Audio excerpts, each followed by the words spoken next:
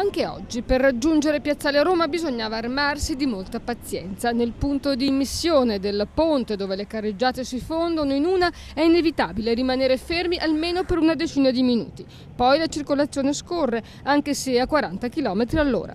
Sarà così per 10 giorni, finché non verrà asfaltata la corsia dove sarà installato il binario che accoglierà la monorotaia del tram.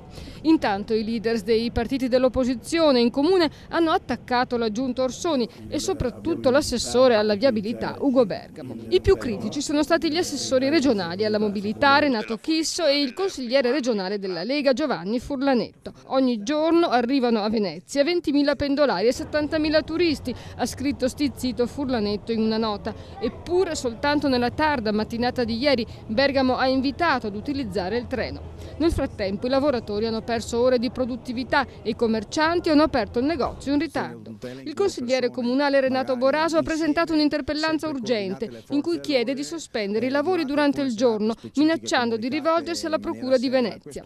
Attacchi sono giunti anche dall'ambientalista Michele Boato, secondo il quale era sufficiente far funzionare la metropolitana di superficie, per la quale ci sono ben 4 binari pronti e mai usati, anziché prolungare il percorso del tram fino a Venezia. Intanto l'assessore comunale alla viabilità Ugo Bergamo ha reso noto che fino a venerdì 15 giugno e da lunedì 18 a venerdì 22 giugno il parcheggio Porta Gialla di San Giuliano sarà gratuito e la linea 21 San Giuliano Fondamenta 9 potrà essere usata con l'abbonamento ordinario. Ha inoltre invitato chi non usa l'auto a prendere il treno, dato che lungo la tratta Mestre Venezia sono disponibili circa 10.000 posti tra le 6 e le 11 del mattino.